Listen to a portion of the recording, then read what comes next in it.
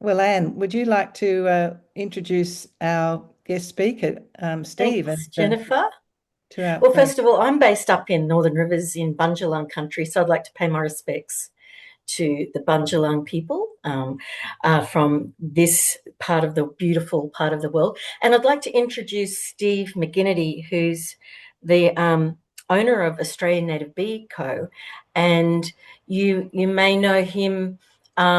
You may have native bees. You may want to know more about it. Steve's thing, he's got a real special niche in that he originally was an agriculture high school teacher, teacher of all things agriculture, and he wanted to introduce bees into the school curriculum. And he came across all sorts of problems due to anaphylaxis, etc., etc.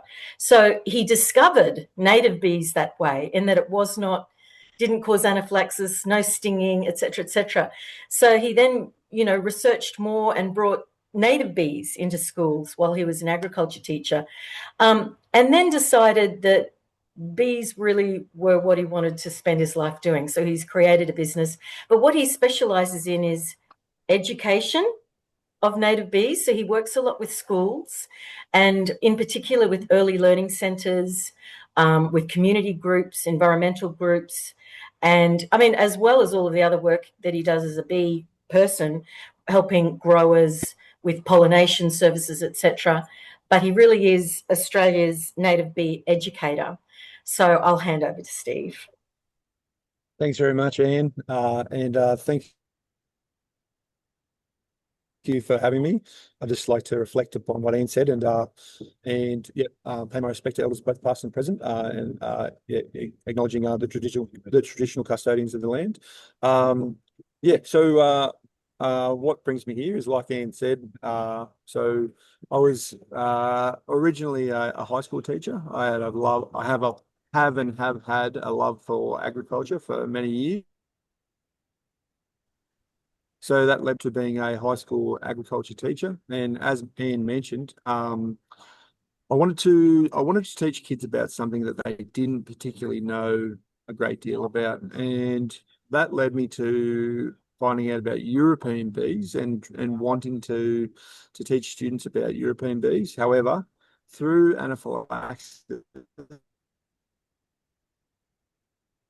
I was told that I'm not allowed or in beekeeping course. I actually stumbled across native bees and developed a massive fascination for the bees. And since then, I've been, we started a business. And so I was moving out of teaching whilst running the business. And then it got to a point in time where our small but growing family, we were juggling between teaching full time and running the business with the bees, and the bees won over, and so we've been keeping native bees for three reasons for the last full time since 2016, and so our business has, like I said, three components. One of those components is the sale of hives and related products. A second component of the business is to run a pollination service, and the third one, which we're very passionate about, is the education of people, so both preschools, primary schools, high schools, and the community about native bees. So that's our business. Today we wanted to talk about the importance of native bees and their benefits for Australian horticulture. So in that, we are finding that there's increasing value for the biodiversity and sustainability, particularly along the east coast of Australia. So the reason that I'm segregating the east coast of Australia is because there are more than 1,600 species of native bees in Australia. 11 of those species are social species, which means that they live in a colony with a worker, drones, and a queen. And but there are, like I said, only 11 species that are social. And the one species that we work with specifically is called Tetragonula carbonaria, or TCBs. Now, TCBs are found as far north as the Atherton Tablelands and as far south as Bega. They're not found west of the Great Dividing Range because they are a subtropical to tropical bee species, so they don't like cold weather. I like to call them the Goldilocks bear because they don't like it too hot. They don't like it too cold. They like the temperature just right. And as such, they're found along the east coast of Australia. When we talk about biodiversity, I like to break the word down into two sections: bio or biology, meaning the study of living things, and diversity, meaning how many living things can be found within a defined area. So when we're talking about biodiversity, the word pollination comes to mind. And when we talk about pollination, we're talking about essentially the production of fruits, nuts, and seeds. And so when we are using bees, or when bees in nature, whether or not we are using them commercially, or if bees in nature are producing more fruits, nuts, and seeds, it means more food for ourselves, and it means more food for the diversity of life forms that live within a defined ecosystem. So native bees of all types are extremely important in increasing and maintaining our biodiversity. Again, with sustainability, a really simple definition that I heard the other day was enough for all forever. And again, when we're talking about sustainability with native bees, we're talking about the production of fruits, nuts, and seeds over ecosystems or within socially defined areas, so that we're having more food availability. And like I said, the reason that I've got there on the east coast of Australia is native bees can be found throughout Australia, but our TC bees are found specifically on the east coast, from the Atherton tablelands down to Bega.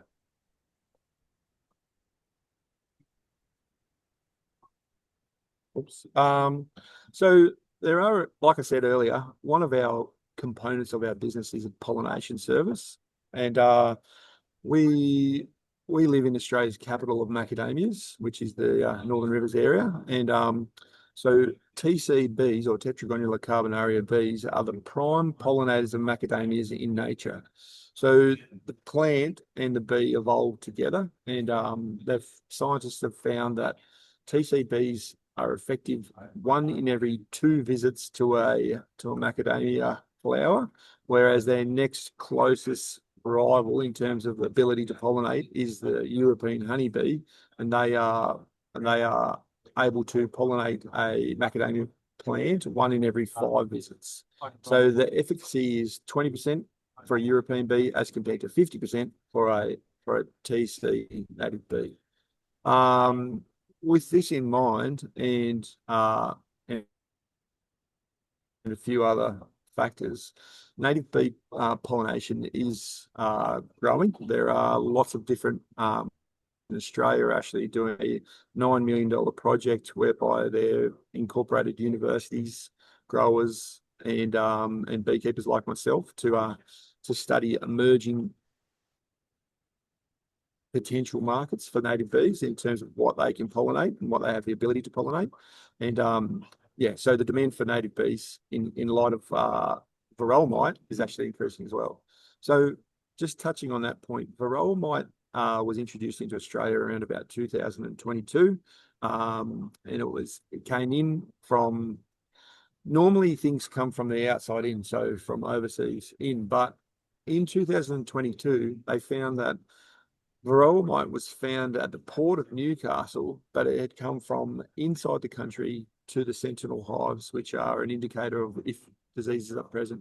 So in 2022, varroa had been found to be in Australia. And now the varroa mite lives out its life cycle on bees with the genus Apis. So that's Apis mellifera, or European honeybees, and Apis serena, which is Asian honeybees.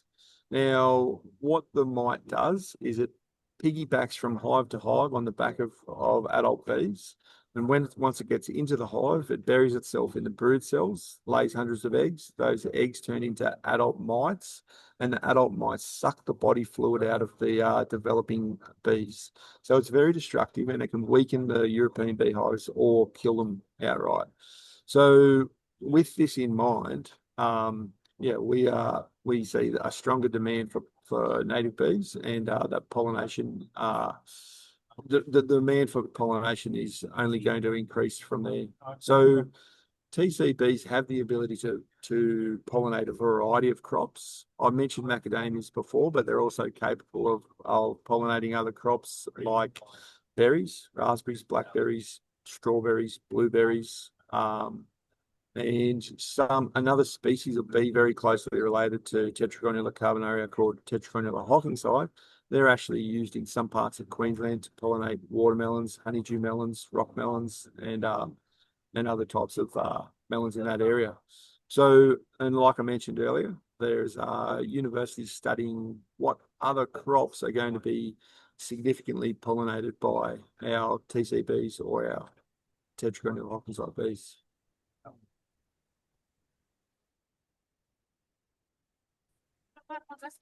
So when we're talking about native bees and food security, we were just talking about it before the presentation started, that food security is an ever-growing issue, and it's on our minds, especially with the war in the Middle East, and with the inability for us to get fertilizers. Many backyard growers are turning back to what we practiced 100+ years ago, and that is growing their own food in their backyards. Now, like I said earlier in the presentation, native bees help with the production through pollination of fruits, nuts, and seeds. So the more fruit, the more nuts, and the more seeds that we're producing, then we're going to have more abundant gardens and more food security.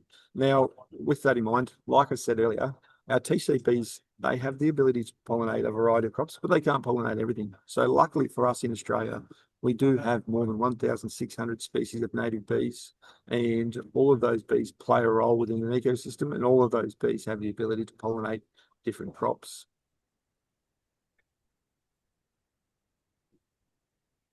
So this is something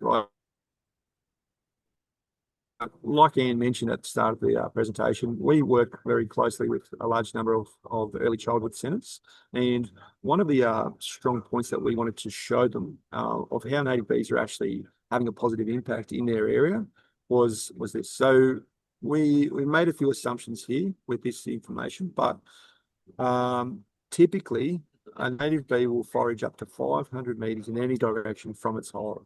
So with that in mind, we worked out that there's around one native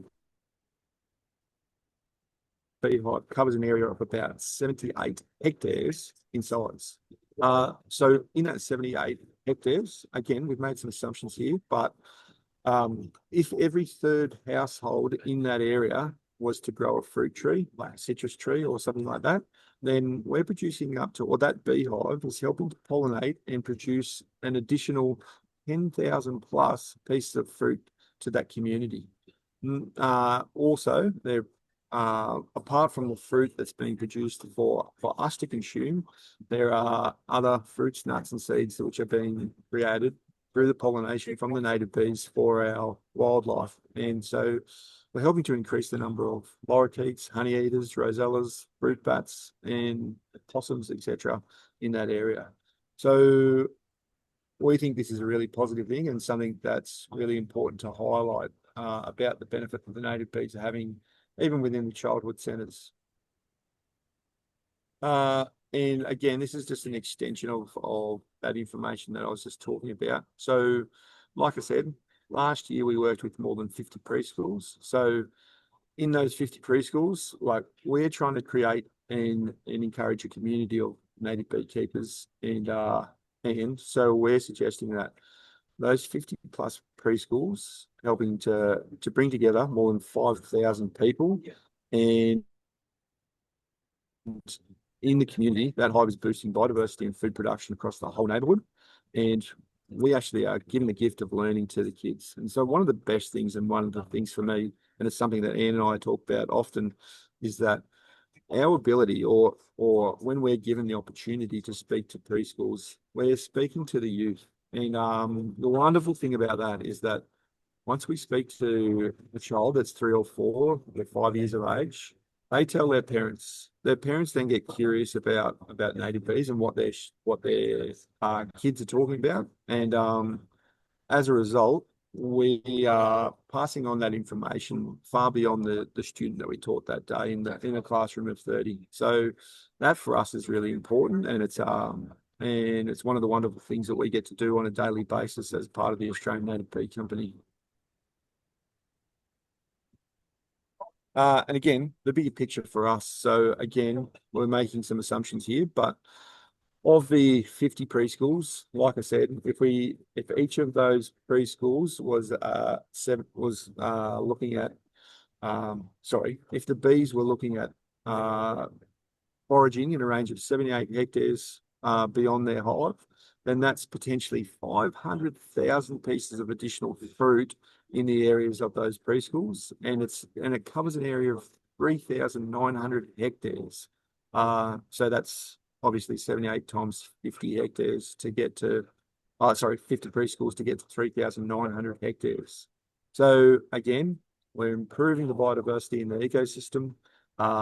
It's a nature-based learning where we're looking to get the kids outside and getting them curious about the outside world, which is extremely important these days.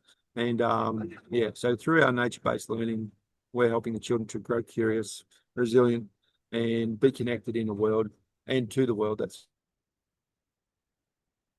around them. Yeah, before I finish, I also wanted to just talk briefly about native bees in the home gardeners context. So native bees in a home gardeners context are super important, not only for, again, native bees help to connect us to our garden. And when we are curious about things in our garden, plants are wonderful and it's great to see them grow, but that takes time. When you have a native bee hive in your garden, you're actually daily actively able to see what's happening. You can see bees carrying egg casings out from their hive, showing you that there's more bees that are being produced within your hive. You're seeing pollen coming back to the hive on the back legs of the bees, and as a result, you're getting a better connection with the with the garden and with your local environment. And again, it makes you curious about where are those bees actually bringing that pollen from. So some of the things that leads us to do is create a flowering calendar. And with a flowering calendar, we can actually look at an area 500 meters from our house or where that beehive is, and I think, okay, what food is available for these bees at this point of time in the year? And like I said, it can make us curious about what's flowering, and it give us a better awareness of our local environment. On top of that, native bees love it when our seedlings go to flower. So when our herbs or our vegetables go to flower, they can help with the production of seeds so that we can store seeds for the future. And yeah, they love a whole range of different plants, like our brassicas in particular, our so broccoli, pak choi, bok choy. When they go to flower, the bees love it. Our herbs like thyme, basil, again, the bees love it. So there's a huge range of plants that are in our gardens that, if we allow to go to flower, that our bees love, and it's only going to help us with the production of seeds so that we can again grow those seeds at a later point in time. So for me, native bees are an obvious choice in the garden. If you consider them a pet, as some people do, they're the best pet you'll ever own. You don't have to feed them yourselves. They'll take care of that, and you don't have to put them in a boarding house when you go on holidays. They'll take care of themselves, and yeah, they're pretty low in terms of their maintenance. There are some things that we recommend that you do in terms of the maintenance of a hive. So we like to weigh our hives at regular intervals. That gives us an indication of what food is available to the hives, if they're thriving or just surviving. We also recommend that you take a brush down to the hive every so often and just brush away any cobwebs from under the lid of the hive, just to stop any spiders from predating the bees. We know that it's all part of the ecosystem, but we want to minimise the number of spiders that might be eating our bees. But aside from that, and just observing if the bees are coming and going, bringing egg casings out, coming back to the hive with pollen. There's really not too many other maintenance things that we need to consider with the native bees, which makes them ideal additions to our gardens. In the spring and summer months, native bees can be split if they're of a significant weight and there's enough bee activity and there's enough brood within the hive, they could be split so you can propagate a second hive from an existing hive. Or there's the option, depending on where you live. So like I said earlier, the bees are subtropical to tropical bees. And depending on where you live, you can potentially harvest a small quantity of honey from your hive each year. And like I said, these are just a few of the things that I love about the native bees, and that why we love doing what we do. And it's a privilege for me to do what I do, and I'm super grateful for the opportunities that arise, and I'm super grateful for the people that I get to work with, and yeah, I love what I do, and yeah, that's it for me right now. Well, thank you, Steve. That was fascinating, and I'm sure people have got a lot of questions. So while people are thinking about the questions, can I just ask you, I'm involved in the protected cropping industry. Yep. And I just wondered how efficient native bees were and how many people with protected cropping, blueberry growers or whatever, are using your services perhaps for pollination or buying their own hives. Yeah, sure. So 3 years ago, we were actually doing a stack of work, and when the first incursion of varroa came in, we were actually asked by Berry Australians to fill the void that was created up in the Coffs Harbour region. So, as you're probably well aware, it's a billion-dollar industry, the berry industry in the Coffs Harbour Woolgoolga region, and when varroa first came and there was no movement of European beehives allowed, we were doing a massive amount of work in the protected cropping areas, and working with blackberry growers, raspberry growers, blueberry growers, for the production of fruit. And so is that continuing? I mean, was that something people were running to in panic, or did they find out it was working well enough? So we had clients for numerous years beforehand, and our clients just extended their range when we once varroa had come into place. We've actually consciously taken a backward step from that, because our focus now is more on education. But we found that native bees were effective in those protected cropping areas, and farmers were seeing great results of increased fruit size, greater druplet size in blackberries, and we saw those increases and in overall yield. Does that figure you mentioned, because I know that to get a good sized strawberry or blueberry, it takes about 5 visits from a honeybee. Is it the same as with the macadamias, that the bees are more efficient pollinators, or is that just a synergy between the native macadamia and the native bee? Yeah, great question. So the work has been done on so in terms of preference, native or TC bees in particular have a higher preference for macadamias, Right. and in terms of the berries, they have a higher preference for blackberries, a less preference for raspberries, and a least preference for blueberries, because blueberries are hard work for them to try to get inside the corolla and get the nectar and pollen. But they have been in one study that we did many years ago showed that there was an increase in the weight of the fruit by 10% when we used native bees for pollination on the blueberries. Wow. In blueberries. So I thought, no, sorry. Go ahead, Judy. No, Go ahead. I was just going to ask about blueberries, because I mean, my understanding was that they had to have buzz pollination. Is that right? Or no, not for blueberries. not for blueberries? Okay. Right. No.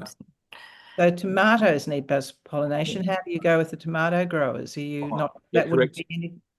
No, so we don't use our bees in tomatoes or nightshade variety plants. There has been work done for the last 15 years by the University of Adelaide, Katja Hugendorn, down there as professor at Adelaide, and she's been working with a species of solitary bees which do have the ability to buzz pollinate, but it's called the bee species that they've been working with is called the blue-banded bee, and they're an amazing bee. You can hear them before you see them quite large, and they do have the ability to buzz pollinate, but they're just trying to work out how best to utilize the bee in a confined space. And because it is a solitary bee, meaning it lives by itself, the numbers that would be the pollination of tomato crops or other crops like that. Does anyone else have another question before I monopolise every? Well, I've got a slightly more personal question. Have you come across Paul Udy? Pardon me? Have you ever met or come across Paul Udy, UDY? Only because I only ask the question because he's a local guy where I live, but he has almost an identical story to yours, Steve. He was a high school agricultural teacher who fell in love with bees. Okay. I think he's worked more with honeybees rather than native bees. He was very lucky because just near where we live was one of the first places where they identified that varroa mite was there, and they killed all the bees within, I think, a 10-kilometre across area. Yeah. And I think it came to the street next to his, he nearly lost all his bees, but thankfully, because he just lived that little bit further on, his bees were saved. But I just thought it was such a coincidence that the same story, that you must be something about being an agriculture teacher that sends you off to. He said they're a lot easier to look after than cattle. Yeah. No, I think it's about when as an ag teacher, like I said earlier, well, as any type of teacher, you want the content that you're teaching to be interesting, and you want to engage in that content. So, yeah, for me, native bees was so fascinating, and when I taught kids when I first started teaching students about native bees, they have and still continue to have the best questions, and you just don't seem to get the same questions when you're teaching them about stuff that they've been exposed to for a number of years. So for me, when we're talking about native bees, and more students and more people in general know about native bees these days, which is fantastic, and but we still get the most amazing questions, and for me, it keeps it interesting, and for the students, I think it also keeps it interesting. So yeah, I think it's the bees themselves rather than the coming from an agriculture background or an ag teaching background that is the interesting part. Actually, I noticed on I think it was a local Facebook this morning that one of our local schools had won a prize at the Sydney Royal Easter Show for their native bee honey. So the word is getting out there. That's great.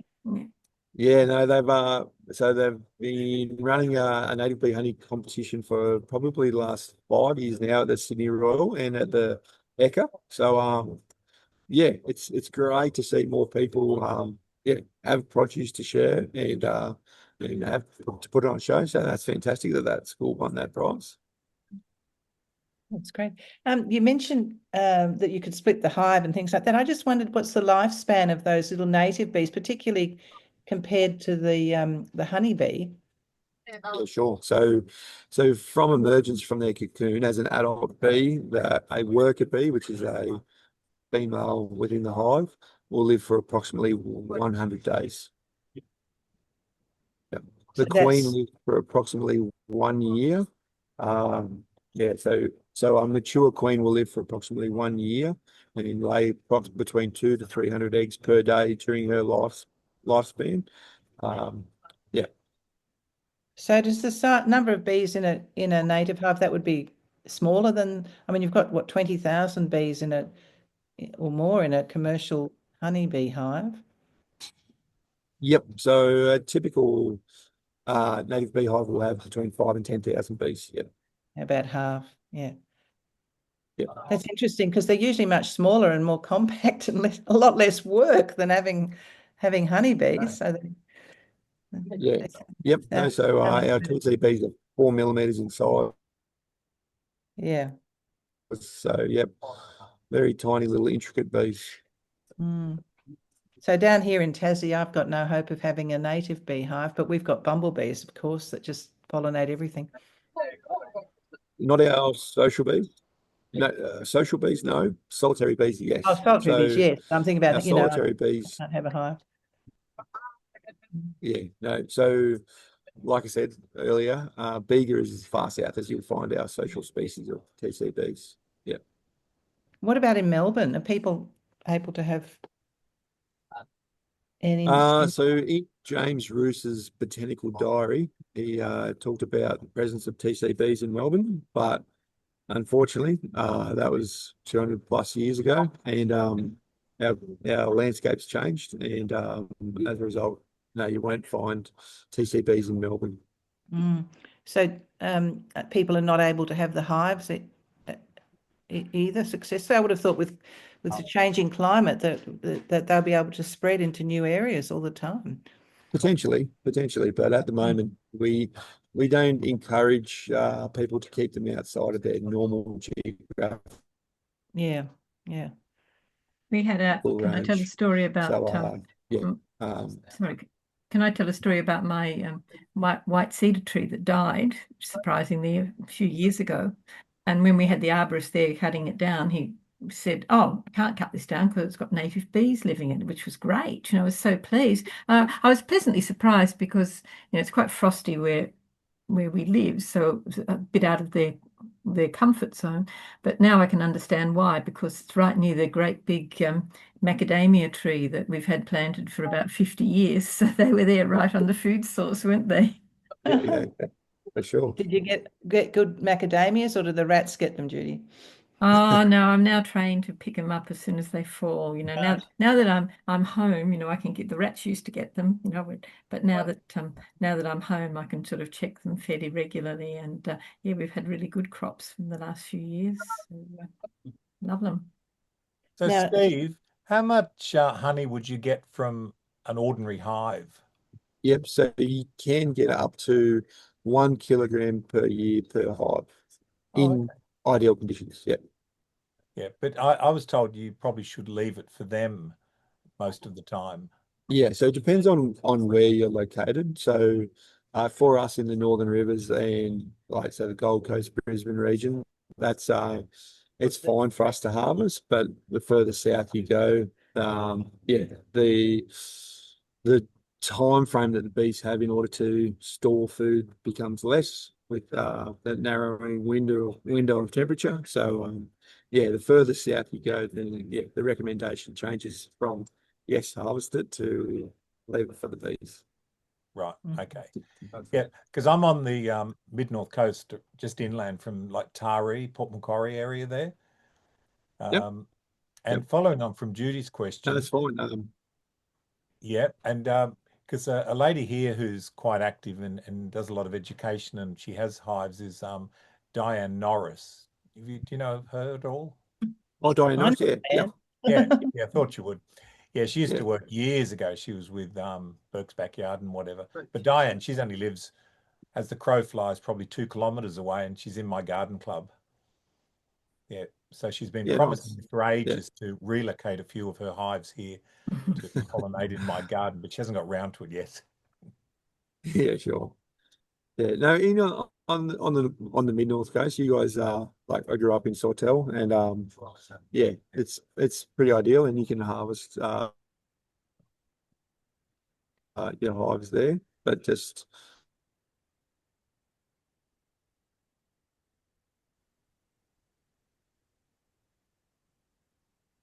We lost your sound. I think we've lost Steve's sound. Yes. I mean, he had a few hiccups, but nothing that's lasted this long. So, Yeah. are you still on? Can you still hear us, Anne? I can hear you, but Steve's on the Sunshine Coast today on a farm, so reception might not be great. Yeah. So, yeah, either that or he's had a stroke, and I hope it's not the latter. And we're laughing. It's been turned into salt. Yeah. I was just going to call for more questions, but if we haven't got Steve's wisdom there. No. Yeah. Oh, well, that was perhaps we should call it a day anyway. If we Steve's gone now. Yeah, he's gone. Yes, poor Steve. Yeah. But that was, and please tell him we really enjoyed that. That was fantastic. fascinating, and I think his enthusiasm is just so overwhelming that I can imagine that those preschools are very enthusiastic after listening to his talk. It is a joy to watch. When he goes into preschools, he has a whole program, and so the first, he brings bees in. Because he's a teacher, he incorporates the learning into across multiple, maths, English. They count bees, they draw bees. That he incorporates it into the whole curriculum, and it's really a joy to watch because teachers need help with nature-based education ideas, and they, more than ever, it's such an important area to get kids out in the garden. And bees are part of that, So, he usually works with garden people to incorporate a small courtyard garden with bees. So it's really lovely to see, and the teachers who are involved and the whole school communities really benefit. And they have a lot of fans. So it is a bit of a niche area, but I mean, because he's on the Northern Rivers, he does do a lot of work with macadamia growers as well. But I think his real passion is in that education area.